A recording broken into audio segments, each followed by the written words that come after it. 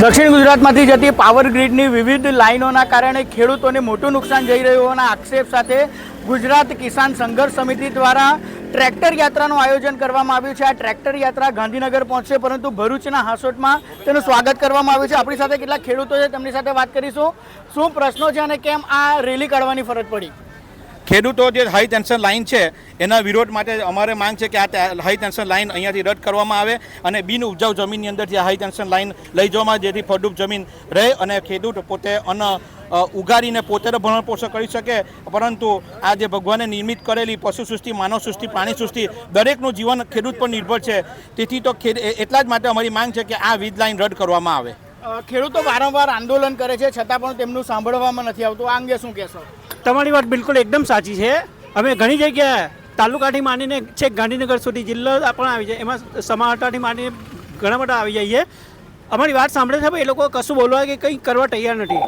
તો અમે લાચાર છે કે અમારી વાત હવે પછી ક્યાં રજૂ કરીએ? તો તેના માટેનું આ એક આજનું આયોજન ટ્રેક્ટર રેલીનું છે કે આના માધ્યમથી અમે જોરદાર રજૂઆત કરીને કંઈક એ લોકો કંઈક અમારી માટે કંઈક વિચારે।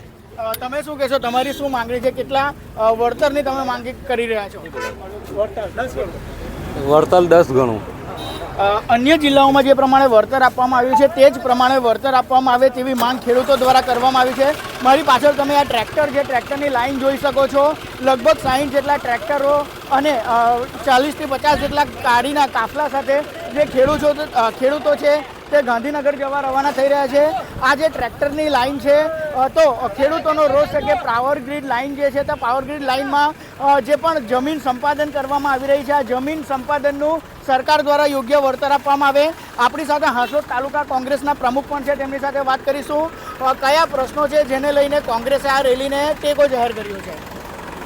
જો એક તો સરકાર નક્કી કરેલી એમએસપી નથી મળતી છેલ્લા 4 વર્ષથી। છેલ્લા 10-15 વર્ષથી અમારા જે કૃષિ ઉત્પાદન છે એ ઉત્પાદનના સ્ટેબલ ભાવ છે, એની અગેન્સ્ટમાં ખાતર, દવા, ડીઝલ, બધી મોંઘવારી, લેબર જે ચાર્જીસ વધી ગયેલા છે એમાં ખેડૂતોને 20 રૂપિયા હામે મૂકવા પડે છે જે ઉત્પાદન થાય। અને જે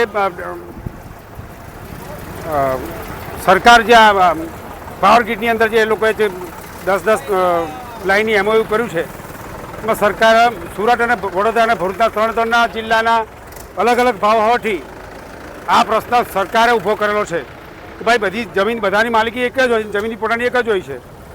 હવે આપણીમાં આપણને 12 મહિના જીવાડે। હવે આ ખેતી કેવી છે કે અમારી આજીવન અમને જીવાડે, એટલે માથી અમારી આ ખેતી અમારી અધિક વિશેષ છે। ખેડૂતોના માંગણી છે કે અન્ય જિલ્લાઓમાં જે વળતર આપવામાં આવ્યું હતું તે પ્રમાણે વળતર ચૂકવવામાં આવે। જોઈ શકો છો કે ખેડૂતો ટ્રેક્ટરમાં ગાંધીનગર ખાતે જવા રવાના થયા છે। આવતીકાલે ગાંધીનગર ખાતે વિશાળ સંમેલન યોજાશે અને તેમાં ખેડૂતો જે છે તે પોતાના પ્રશ્નોની જે છે રજૂઆત કરશે। ત્યારે પાવર ગ્રીડ લાઇનને લઈને ગુજરાતના ખેડૂતો છે તે આંદોલનના મૂળમાં જોવા મળી રહ્યા છે। જય વ્યાસ, કનેક્ટ ગુજરાત, હાંસોટ।